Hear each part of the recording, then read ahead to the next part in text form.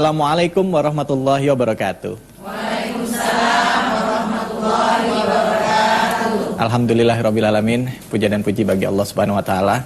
Dan tentunya rasa syukur kita tidak pernah habis kita panjatkan pada Allah Subhanahu wa taala karena kita masih diberikan juga nikmat hidup, nikmat sehat dan juga menikmati bulan suci Ramadan ini. Dan tentunya pada kesempatan kali ini saya David Halik juga senang sekali bisa menemani Anda dalam program Tafsir Al-Misbah mengenal surah Al-A'raf bersama Bapak Quraisy Shihab. Dan ini tentunya juga masih dalam rangkaian program yang diadakan oleh Metro TV yaitu Berkah Cahaya Ramadan. Ya, buat Anda pemirsa yang rutin mengikuti program ini tentunya sudah tidak sabar ya mendengarkan kelanjutan dari pembahasan ayat-ayat yang ada di surat Al-A'raf. Kali ini kita akan bahas ayat dari ayat ke-73 sampai ke-84. Di ayat ini, ayat berikutnya dari 73 sampai 84 juga akan bercerita tentang kisah para nabi. Nabi Saleh, bahkan sampai juga Nabi Lut. Dan bagaimana pertentangan yang dihadapi oleh Nabi Lut dan juga kaumnya. Nah, saya rasa sudah tepat sekali jika Anda bergabung bersama kami di sini karena guru kita, alhamdulillah sudah hadir bersama-sama kita Bapak Quraisy Shihab. Assalamualaikum warahmatullahi wabarakatuh, Pak. Waalaikumsalam warahmatullahi wabarakatuh. Bicara mengenai surah Al-A'raf ini lebih banyak bercerita tentang kisah-kisah Nabi, Pak Quraisy. Nah, untuk yang ini apa garis besar yang bisa kita ambil sebelum kita masuk ke pokok bahasan kita? Saya kira ini mungkin di episode ini kalau sempat kita akan menguraikan ayat-ayat yang berbicara tentang Nabi Hud, Nabi Saleh sudah, Nabi Hud dan Nabi Syuaib. Nabi Syuaib. Nabi-nabi ini juga bertemu dengan kaumnya, mengajak mereka dan seterusnya. Ya, baik Pak Quraisy. Kita akan dengarkan lebih lanjut, tapi sebelum kita masuk ke pokok bahasan kita, saya ingin menyapa dulu ibu-ibu yang di sini, yaitu ibu-ibu dari pengajian Nur Ramadan Bintaro. Terima kasih dan selamat datang tentunya di program Tafsir Al-Misbah ini. Pak Quraisy sudah tidak sabar. Silakan Pak Quraisy, 73 sampai 80. Baik, bismillah.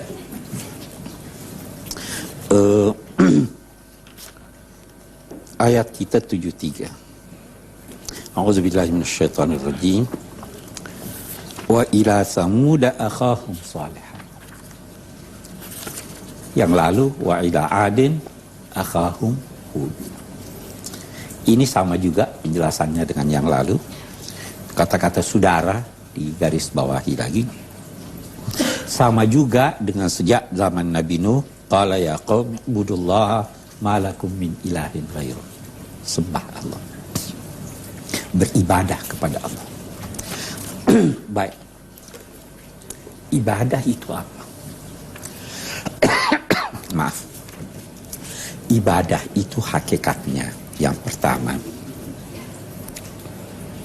patuh kepada Allah sehingga semua aktivitas Anda berkisar pada apa yang diperintahkannya, melaksanakan apa yang diperintahkannya dan menjauhi larangannya.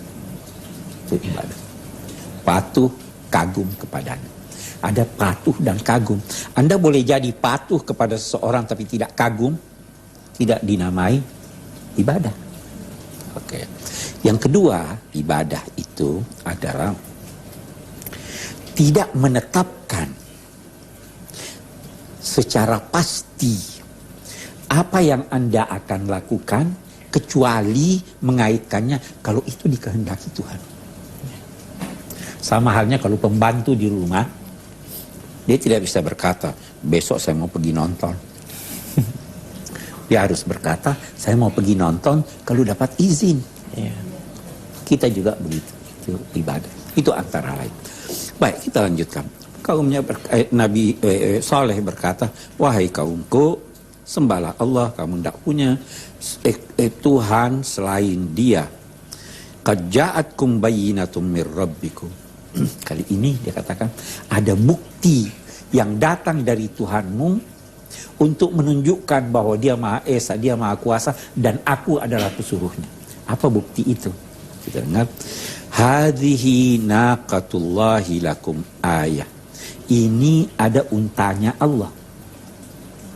Unta yang diciptakan Allah itu menjadi bukti. Biarkan dia makan di bumi Allah dimanapun dia mau. Jangan kamu sentuh dia dengan sedikit sentuhan yang menyakitkan kamu. Karena kalau itu kamu lakukan, kamu akan ditimpa oleh siksa yang pedih. Nah, ini ada ceritanya unta. Kaum Nabi Saleh itu terkenal kuat, pandai memahat. Di musim dingin dia buat rumah dan dia pahat itu gunung-gunung, dia masuk di dalam. Di musim panas dia bermukim, dia bangun istana-istana di lembah-lembah, di dataran-dataran rendah. Waktu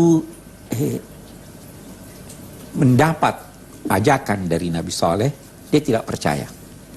Terus dia berkata begini, kalau kamu memang utusan Tuhan, coba ini ada batu karang, kamu pahat jadi unta. Baik, kalau itu permintaan kamu, saya mohon kepada Tuhan. Maka itu batu karang berubah jadi unta. Unta yang hidup, bukan cuma dilukis. Unta yang hidup, yang ada air susunya, yang bisa mereka perah, yang makan dan sebagainya. Nah, ini kata Nabi Saleh, hadhihi naqatullahi lakum ayat. Ini unta Allah, yakni unta yang diciptakan Allah khusus, berbeda dengan unta-unta yang lain. Itu adalah bukti. Biarkan dia makan, biarkan dia minum, dimanapun dia mau di bumi Allah ini, jangan ganggu dia. Dan ingat nikmat Allah yang lain. Kamu telah dijadikan khulafa min ba'di adin. Ini kaum Nabi Saleh sesudah kaum Nabi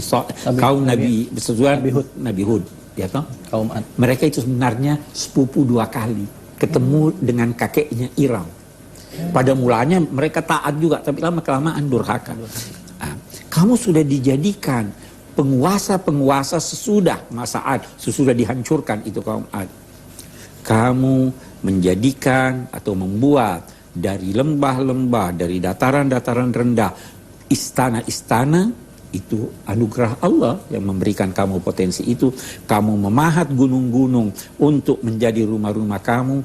Maka ingatlah nikmat Allah.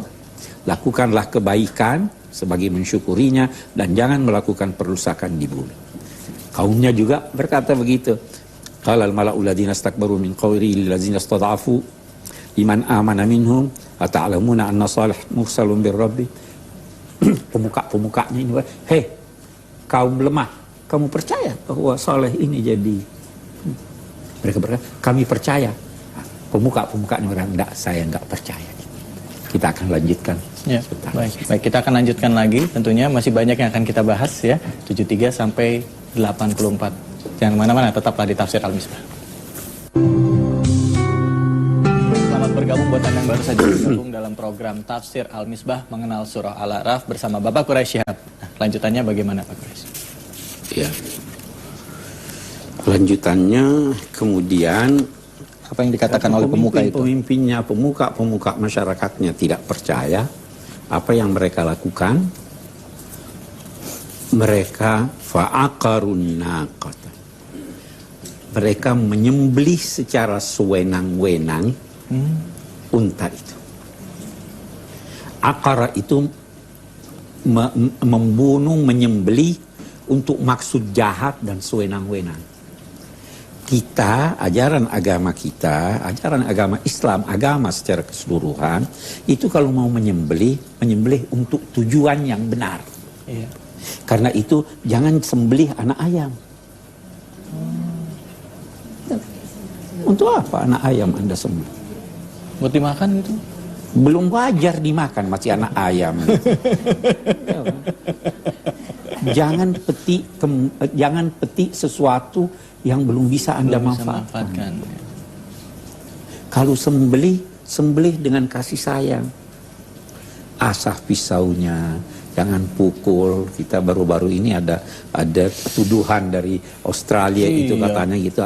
Sebenarnya itu saya tidak akan masuk dalam rincian. Saya hanya katakan kalau dia mengikuti ajaran Islam kita pasti itu tidak akan terjadi. Nah, ini mereka dikatakan aqaru an-naq.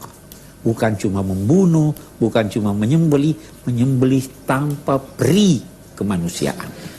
Pak Kures, saya ingat jadi dulu ada sapi yang dimasukin air tuh digelondong, gitu kayak gitu ya kan, dimasukin air Pokoknya supaya, semua kita ada tata cara penyembelihan. Iya. Baru disembelih setelah itu. Tidak boleh. Tidak boleh. Oke, kita kembali. Wa atau an amri rabbihim.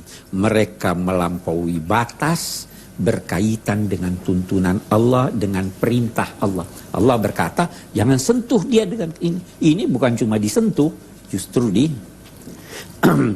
waqalu, sambil berkata demikian, sambil melakukan itu, mereka berkata, ya Saleh, i'tina bima ta'iduna in kunta minal mursalin. Coba hadirkanlah apa yang kamu ancamkan kepada kami kalau memang kamu rasul. Ada satu hal lagi yang kita ingin garis bawahi di sini, bahwa sebenarnya yang menyembelih itu di ayat yang lain fata'ata fa'aqar, yang menyembelih itu satu orang. Tapi rupanya semua setuju. Atau ada yang membantu, mungkin ada yang pegang kakinya, ada. Nah, di sini dia katakan fa'aqaru, semua menyembelih. Yang tidak ikut menyembelihnya pun dianggap ikut. Kenapa? Karena setuju. Atau membiarkan gitu Ya, ya? membiarkan, artinya setuju. Jadi jangan, walaupun Anda tidak melakukan suatu kejahatan, tapi kalau Anda setuju, Anda dianggap terlibat. Membiarkan juga termasuk setuju? Oh iya, membiarkan juga termasuk setuju. Kalau ya kan, ini membiarkan. Paling tidak, adhaful iman, hati Anda tidak setuju. Anda tinggalkan, saya tidak setuju itu. Kalau tidak bisa ngomong, saya tinggalkan. Menampakkan ketidaksetujuan. Jadi itu yang kita dapatkan dari sini. Fa'akhadathumur rajfatu. Maka mereka ditimpa oleh ar-rajfah, goncangan, gempa. Fa'asbahu fi darihim jasimin. Maka mereka itu akhirnya berada di kediaman mereka jasimin. Jasimin itu tinggal tetap bagaimana keadaan Anda sebelum itu. Ada satu orang duduk ngobrol begini, diam sebentar, tiba-tiba ada gempa, dia tidak bergerak sudah. Jasim, menetap di tempatnya tanpa dapat bergerak. Jadi gempa itu begitu mendadak mereka, dan begitu menjadikan mereka tidak dapat lari dari tempatnya. Oke. Kita ambil lagi pelajaran di sini. Kalau kita baca ayat ini, gempa yang ditimpakan Allah kepada kaum ini disebabkan kedurhakaan mereka, ya kan? Nah, karena itu kita bisa berkata begini, gempa itu paling tidak ada dua macam. Ada karena durhakanya penduduk, ada juga karena memang itu sistem yang ditetapkan Allah, tidak ada kaitannya. Nah, musibah begitu. Itu sebabnya dalam bahasa agama ada yang dinamai musibah, ada yang dinamai bala. Bahasa Indonesia sama aja itu ya. Bala, iya. Bala itu ujian Tuhan walau Anda tidak bersalah. Hidup kita ini bala, ujian. Nabi-nabi pun diuji. Siapa namanya? Nabi Sulaiman, hada min fadli rabbi liyabluwani. Bala itu terambil dari akar kata yang bermakna nampak, untuk menampakkan bagaimana kualitas iman Anda. Kalau musibah itu adalah bencana akibat ulah Anda. Jadi di sini mereka ditimpa musibah karena ulah mereka. Kalau ada orang menebang pohon, lantas terjadi banjir, itu musibah, ya kan? Baik. Fatawalla anhum, maka Nabi kaum Samud ini, Nabi Saleh meninggalkan mereka sambil berkata, wahai kaumku, laqad ablagtukum risalata rabbi. Aku memang telah menyampaikan kepadamu risalah ajaran Tuhanku, dan wa nasahtu lakum. Aku tulus menyampaikan itu, menyampaikan nasihatku itu. Walakin la tuhibbunan nasihin. Tapi kalian tidak senang, tidak suka orang-orang yang memberi nasihat secara tulus. Sampai sekarang masih ada yang gitu ya. Gak mau dengar nasihat. Gak mau, biarin aja. Bukan urusan Anda ini. Itu salah. Wa nasahtu lakum walakin la tuhibbunan nasihin. Aku telah memberikan nasihat kepada kamu, tapi kalian tidak menyukai orang-orang yang memberi nasihat. Setelah itu dia bicara tentang Nabi Lut. Tapi menarik di sini Nabi Lut, redaksinya ayat Al-Quran. Kita lihat, wa ila samuda akhahum salih. Kepada kaum Samud, saudara mereka Saleh. Tetapi waktu Nabi Lut, dia katakan walutan izqala liqaumihi. Dia tidak berkata dan Lut diutus kepada saudara mereka. Kenapa bukan saudara di sini? Untuk memberi isyarat Nabi Lut itu diutus bukan kepada kaumnya. Nabi Lut itu tinggal di daerah Irak. Ini di Irak, Syria, itu dia semasa dengan Nabi Ibrahim. Ya toh? Nah, jadi dia tidak katakan akhahum karena dia bukan seketurunan. Ya kan? Baik. Izqala liqaumihi. Dia berkata kepada kaumnya. Disebut enggak nama kaumnya? Tidak. Tidak. Kenapa tidak? Karena di sini yang akan dicitrakan keburukan yang luar biasa.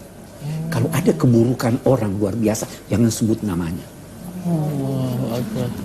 Ya toh? Oke, kita lanjutkan. Kita akan lanjutkan lagi pembahasan dari surah Al-A'raf ini, tentunya hanya di sini di tafsir Al-Misbah bersama Bapak Quraisy Shihab.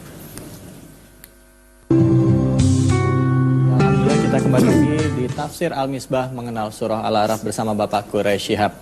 Tadi kita terhenti pembahasan kita sampai di ayat ke-80, ke-79, dan sekarang kita masuk ke ayat 80. Bicara mengenai Nabi Lut. Dikatakan kalau tadi pada saat bicara Nabi Soleh diutus kepada kaumnya, dan Nabi Lut ini sendiri tidak disebut kaumnya apa. Karena bicara keburukan, kita sebagai umat Islam sendiri diajarkan untuk bicara tentang keburukan atau tidak menyebutkan orangnya yang melakukan perbuatan. Bahkan di sini dicontohkan di dalam Al-Quran. Ya, silakan Pak Quraisy, mungkin kita bisa lanjutkan dulu. Baik. Jadi kita kembali. Walutan izqala liqaumihi. Dia berkata kepada kaumnya. Dia bertanya sebenarnya, tapi pertanyaannya itu bukan untuk memperoleh informasi, tapi untuk mengecam. Apa katanya? Atatuna al-fahishata ma sabaqakum biha min ahadin minal alamin. Apakah wajar kamu melakukan fahisyah, suatu perbuatan yang sangat buruk? Buruk menurut pandangan agama dan buruk menurut pandangan nalar. Itu kalau fahisyah. Ma sabaqakum biha min ahadin minal alamin. Tidak ada suatu masyarakat yang mendahului kamu dalam perbuatan itu. Boleh jadi ada orang per orang, tapi suatu masyarakat secara umum melakukannya tanpa malu-malu, itu kaum Nabi Lut yang pertama. Baru diterangkan apa itu? Innakum lata'tuna ar-rijala syahwatan min dunin nisa. Kamu kawin sejenis. Kamu mendatangi laki-laki berdasar dorongan berahi dan mengabaikan perempuan. Bal antum qaumun musrifun. Kamu adalah orang yang melampaui batas. Batas apa yang dia lampaui? Batas kemanusiaan. Bahkan batas kebinatangan pun. Binatang itu tidak campur kecuali betinanya. Ini campur sejenis. Sekarang pun ada itu ya di beberapa negara. Itu keluar dari batas kemanusiaan dan batas ini. Menarik lagi kita lihat. Ini Nabi Lut tidak disebut di sini bahwa dia mengajak masyarakatnya untuk menyembah Allah. Tidak ada. Kalau yang lalu kan Allah. Ini kenapa di sini tidak? Allah yang Esa. Ada persamaan antara kemusyrikan dan melakukan hubungan sesama jenis. Dua-duanya melanggar fitrah. Keesaan Tuhan itu fitrah, naluri yang ada dalam diri seseorang. Kalau mau melampiaskan kebutuhan seksual itu dengan lawan jenis. Orang yang musyrik menentang fitrahnya. Orang yang melakukan ini menentang fitrahnya. Apa kata kaumnya? Wa ma kana jawab qaumihi illa an qalu akhrijuhum min qaryatikum innahum unasun yatatahharun. Tidak ada jawaban, tidak ada komentar dari kaumnya mendengar ucapan Nabi Lut ini kecuali berkata, usir mereka dari negeri kamu. Innahum unasun yatatahharun. Mereka itu ada banyak penafsirannya, kita sebut dua. Innahum unasun yatatahharun, orang itu sok suci. Ada enggak orang sekarang yang berkata, ya ada sok suci. Innahum unasun yatatahharun. Nah, ada lagi yang mengartikannya, bukan sok suci. Mereka itu, Lut dan teman-temannya itu orang yang terlalu sangat suci. Sebenarnya ini boleh-boleh aja. Tapi karena dia terlalu suci, dia larang. Sama halnya saya beri contoh. Itu memakai emas buat laki-laki, boleh atau tidak? Nah, ada ulama berkata boleh. Boleh. Iya kan? Tetapi ada juga orang-orang walaupun dia katakan boleh, tapi dia tidak pakai. Ini baiknya begini. Memang boleh aja pakai, ya kan? Yang mereka, tapi sebaiknya tidak. Anak ini mereka berkata begitu. Dia sebenarnya itu terlalu mau mensucikan diri. Jadi dia tidak mau. Padahal ini tidak apa-apa. Itu kan salah ya? Fa'anjahu wa ahlahu illam ra'atahu. Maka kembali lagi seperti tadi, Allah menyelamatkan Lut dan keluarganya, kecuali istrinya. Kanat minal ghabirin, termasuk salah seorang yang menetap di kampungnya. Baru wa amtarna alaihim mataran, maka kami menimpakan kepada mereka dari atas mereka hujan batu. Lihatlah bagaimana akibat yang diderita oleh orang-orang yang durhaka. Sedikit saya mau katakan, istrinya tidak selamat. Iya. Bisa enggak Nabi menyelamatkan istrinya? Nabi, tidak ada orang bisa menyelamatkan yang durhaka. Nabi Muhammad pun berkata pada anaknya, saya tidak bisa selamatkan kamu. Jangan mengandalkan Anda punya keturunan, Anda punya ini. Istrinya pun tidak bisa diselamatkan. Nabi Nuh juga kalau nggak salah. Nabi Nuh anaknya pun Anak bisa bisa. diselamatkan. Ya kan?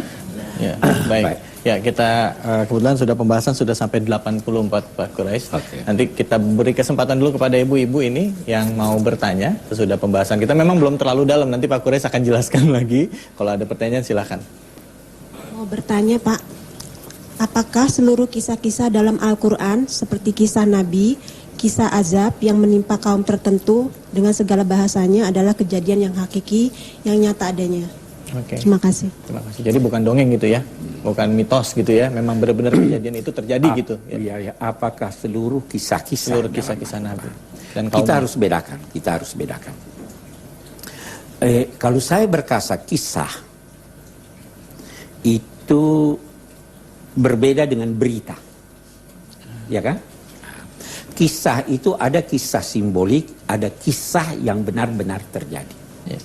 Kalau saya berkata kisah maling kundang, Benar-benar terjadi atau tidak itu? Tidak. Tidak. Itu kisah simbolik, tetapi maknanya sangat dalam, ya kan? Oke. Di dalam Al-Quran ada kisah simbolik. Tetapi kalau dia bicara soal Nabi, itu kisah yang benar-benar terjadi. Beda kan? Ya. Nah, jadi benar-benar ada ad atau tidak itu? Ada. Ada. Itu sudah terbukti. Memang ada sebagian kisah Al-Quran yang belum terbukti. Kalau kisah Ad itu terbukti tahun 1992 melalui satelit ditemukan itu kota Iran. Melalui pesawat Challenger, melalui pesawat dari Perancis, mereka mendapatkan di Jazirah Arabia satu tempat namanya Madain Saleh. Itu menyorot ke bawah, ada dilihat garis-garis perjalanan. Kemudian digali, ditemukan bangunan-bangunan tinggi. Jadi waktu gempa itu tertimbun atau longsor, ya itu tertimbun, masih ada itu tiang-tiang, ada bangunan segi 8. Itu Fir'aun diceritakan. Mau lihat Fir'aun ke Mesir, ada tuh. Muminya ada di Mesir. Kalau Fir'aun kecil banyak, ya. Itu jadi memang belum semua terbukti. Tetapi kita berkata begini, kalau sebagian sudah terbukti, yang belum terbukti apa Anda ingkari atau Anda berkata belum tentu. Yang mana lebih bersikap ilmiah? Gitu. Kalau ada satu orang cerita pada ibu 6 berita. 3 sudah terbukti. Yang 3 ibu katakan kamu bohong, atau kita katakan boleh jadi benar, boleh jadi salah. Boleh jadi benar, boleh jadi salah. Itu sikap ilmiah. Jadi kalau ada yang belum terbukti, sikap ilmiah itu berkata saya belum tahu ini bisa jadi terbukti atau tidak. Kalau sudah 4 yang terbukti, 2 belum terbukti, saya berkata kemungkinan besar yang 2 juga benar. Ya, jadi kisah Al-Quran seperti itu. Oke. Ya, baik. Ya, terima kasih banyak Pak Quraisy. Ini banyak kisah-kisah kalau kayak Sahibul Kahfi itu bagaimana Pak Quraisy? Ashabul Kahfi sudah ada di Yordan. Sudah ada ya? Oh ya? Ada. Dia punya. Jangan kemana-mana. Kami akan segera kembali lagi. Tetaplah di Tafsir Al-Misbah. Kembali lagi di Tafsir Al-Misbah mengenal surah Al-A'raf. Tentunya bersama Bapak Quraisy Shihab, dan pembahasan kita kali ini adalah dari ayat 73 sampai ayat ke-84. Syukur. Nah, Pak Quraisy, pembahasan ini sepertinya juga menggelitik para pemirsa yang ada di rumah ingin bertanya sama Pak Quraisy. Kita dengarkan pertanyaan yang pertama. Silakan. Assalamualaikum Pak Quraisy. Kita mengenal dan meyakini 25 nabi dan rasul. Kisah-kisahnya dalam Al-Quran singkat, namun kita kadang-kadang menemukan buku yang membuat panjang lebar kisah-kisah nabi, bahkan sampai ciri-ciri fisik dan silsilah keluarganya. Nah, yang saya mau tanyakan, bagaimana dengan kesalahan atau kebenaran kisah di buku-buku tersebut? Terima kasih. Wassalamualaikum warahmatullahi wabarakatuh.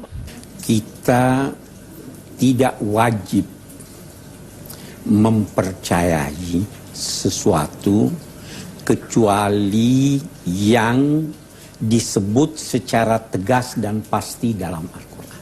Ya. Itu dulu prinsipnya.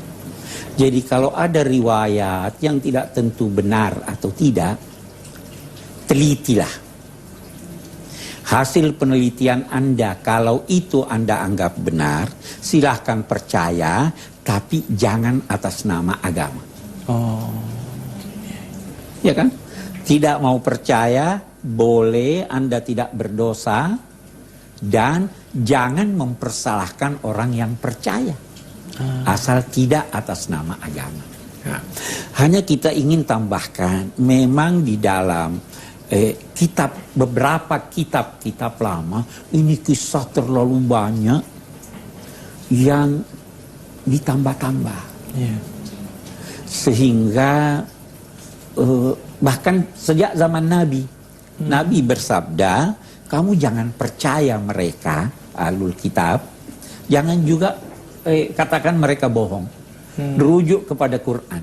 Kalau sesuai ambil, kalau tidak sesuai tinggalkan. Jadi saya kira seperti itu. Jangankan masa Nuh, masa Ibrahim, masa Isa alaihissalam, kita belum tahu itu, belum ada data sejarah yang bisa dipertanggungjawabkan. Iya. Ya, kecuali kalau dari segi ilmiah bisa dipertanggungjawabkan. Iya. Jadi kalau cuma baca dongeng walaupun di kitab tafsir, tunggu dulu. Saya kira begitu. Iya, iya. Jadi baca, lihat, kalau itu nggak usah diperdebatkan, ya udah tinggalkan aja. Kalau tidak sesuai dengan Al-Quran, tetap referensinya Al-Quran. Kalau tidak sesuai dengan Al-Quran langsung tolak, ini salah. Iya. Kalau tidak sesuai. Iya. Tapi kalau ini tidak dicerita Al-Quran, ini tidak, bahaslah. Iya. Saya Baik, kira. ya. Terima kasih banyak Pak Kures. Nih, ada lagi pertanyaan berikutnya Pak Kures. Ini sepertinya pertanyaannya menarik ya, karena berhubungan dengan kisah Nabi Lut. Kita dengarkan sama-sama. Assalamualaikum Pak Kurais, di sini saya ingin bertanya, di dalam Islam apakah hukuman bagi orang yang melakukan homoseks seperti kaum Lut? Mohon berikan penjelasannya. Terima kasih. Ya, ada, saya kira kita harus bedakan. Ada orang yang memang sejak kecil lahir memiliki kecenderungan yang berbeda dengan jenis kelamin. Iya. Ada yang begitu. Saya ada kenal itu. Iya. Itu orang sakit namanya. Ya kan? Iya. Itu harus diobati. Iya. Kalau perlu, setelah bertanya pada sekian dokter bahwa tidak ada obatnya kecuali operasi, silahkan. Saya ulangi, kalau perlu, setelah bertanya pada sekian dokter, ini Anda perempuan nih, hormonnya hormon perempuan, ini ada cacat. Operasi itu menurut hemat saya. Saya pernah tanyakan juga ini kepada pemimpin Tinggi Al-Azhar, dia bilang saya setuju, tetapi harus hati-hati. Nah, tapi ada lagi orang yang sebenarnya dia itu Laki-laki. yang menyimpang. Karena menyimpang, tumbuh di dalam dirinya kecenderungan untuk melakukan hal ini. Nah, karena sekali dua kali akhirnya terbiasa. Menjadi penyakit. Lantas dia katakan, sudah Tuhan menjadikan saya senang pada itu. Nah, kita berkata begini, kalau dia memiliki pandangan dan nilai-nilai agama. Kita katakan begini, ada yang Anda senangi, tetapi Anda harus lawan kesenangan Anda. Ada yang Anda tidak suka, tapi harus Anda suka itu. Saya beri contoh, suka makan obat yang pahit. Enggak suka. Tidak suka. Tapi Anda paksa diri Anda makan obat yang pahit. Ya kan? Begitulah ini. Secara manusiawi itu melanggar. Binatang pun tidak begitu. Ini salah. Anda harus lawan itu. Jangan lantas memperturutkan. Sama satu orang perokok, saya senang rokok. Berbahaya buat Anda rokok. Dia lawan keinginannya demi kesehatannya, demi. Jadi begitu, jangan lantas berkata, oh ini sudah Tuhan yang kasih saya. Iya. Saya kira itu ya. Pak Quraisyab nanti akan kembali lagi tentunya untuk mengulas kembali dari ayat 73 sampai ke 84 dari surah Al-A'raf ini. Jadi Anda tetaplah di sini, jangan kemana-mana, hanya di Metro TV tentunya. Ya, menarik sekali tentunya pembahasan kita seputar surah Al-A'raf dari ayat ke-73 sampai ke 84. Tadi sempat disinggung juga mengenai kaum Nabi Lut, ya, di mana sekarang ini di kota-kota besar ataupun di negara-negara berkembang kaum homoseksual, orang yang suka sejenis sudah mulai coming out. Nah, Islam memberikan pandangan, Pak Quraisyab juga sudah memberikan pandangannya bahwa jika memang dari ciri-ciri fisiknya memang itu perempuan, kalau perlu ya Pak Quraisyab, kalau perlu ya operasi. Tapi kalau misalnya memang dari ciri fisik laki-laki, ya laki-laki, dan itu dia harus dipaksa, harus bisa, insya Allah. Tergantung niatnya kan ya. Kembali lagi kesadaran kepada fitrahnya sebagai hamba Allah dan juga laki-laki. Pak Quraish, apa kira-kira yang bisa kita simpulkan dari salah satu kesimpulannya ini tadi? Ampun. Oke, gitu. Iya kan, daripada saya ngomong lagi. Baik, yang kedua. Di sini ada uraian tentang Nabi Soleh, Ya. diberi unta. kita bisa mengambil kesimpulan bahwa setiap nabi itu ada bukti kebenarannya. Nabi Muhammad bukti kebenarannya Al-Quran. Dan bukti kebenaran nabi itu disesuaikan dengan perkembangan dan dalam dua tanda petik keahlian masyarakatnya. Nabi Musa masyarakatnya pandai sihir. Dia dikasih keahlian yang mirip sepintas terlihat sihir tapi bukan sihir. Nabi Muhammad keahlian masyarakatnya itu bahasa, sastra bahasa diberi ini.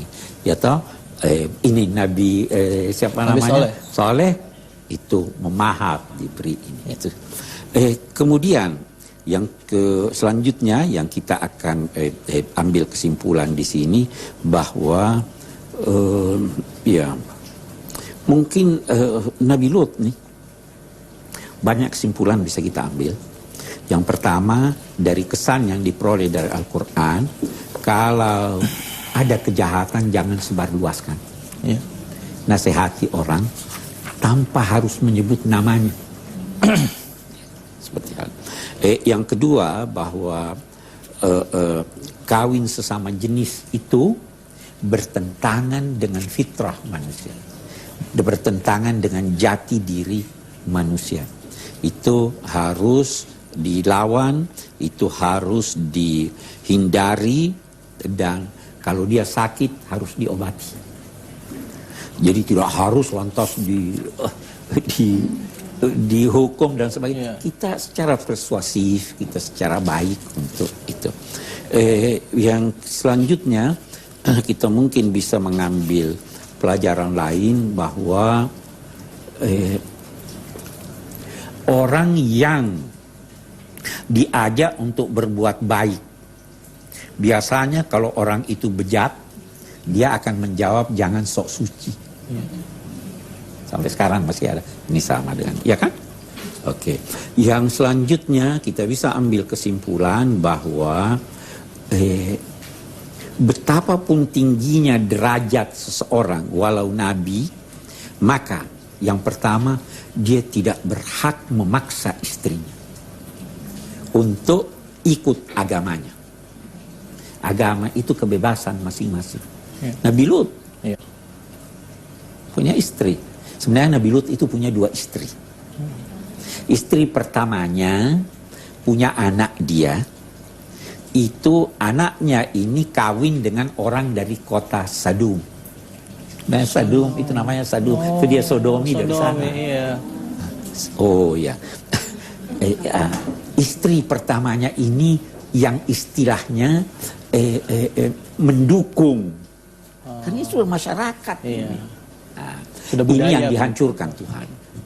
Ada lagi istrinya yang lain, yang kedua itu juga dia punya anak di situ. Itu yang di sini oleh ayat ini dikatakan fa'anjainahu wa ahlahu. Kami selamatkan dia bersama keluarganya, yakni istrinya yang kedua dan anak-anaknya. Nah, illam ra'atahu, kecuali istrinya, yakni yang pertama, itu yang dibinasakan. Itu kata ulama seperti itu. Saya kira itu pelajaran, dan seorang tidak bisa membantu. Masing-masing datang nafsi-nafsi. Jangan mengandalkan yang lain. Jangan mengandalkan orang tua, jangan andalkan amal Anda sendiri dan sebagainya. Saya kira itu kesimpulan. Gitu. Alhamdulillah. Terima kasih banyak Pak Quraisy. Mudah-mudahan apa yang disampaikan hari ini bermanfaat untuk kita semuanya, ya. Pembahasan surah Al-A'raf dari ayat 73 sampai ke 84. Mari kita tingkatkan membaca Quran, tidak hanya dibaca tapi juga kita amalkan. Setelah tahu kita praktekkan. Jangan hanya sekedar dibaca, selesai ditutup bukunya, Qurannya dikembalikan lagi ke lemari, ya. Baik. Terima kasih banyak ibu-ibu dari pengajian Nur Ramadan yang sudah hadir. Terima kasih banyak Bapak Quraisyab. Terima kasih buat pemirsa yang sudah memberikan pertanyaan dan juga buat Anda yang sudah menyaksikan acara ini. Saya David Halik undur diri. Terima kasih atas kebersamaan dalam program Tafsir Al-Misbah mengenal surah Al-A'raf bersama Bapak Quraisyab, tentunya dalam rangkaian program Metro TV yaitu Berkah Cahaya Ramadan. Assalamualaikum warahmatullahi wabarakatuh. Waalaikumsalam warahmatullahi wabarakatuh.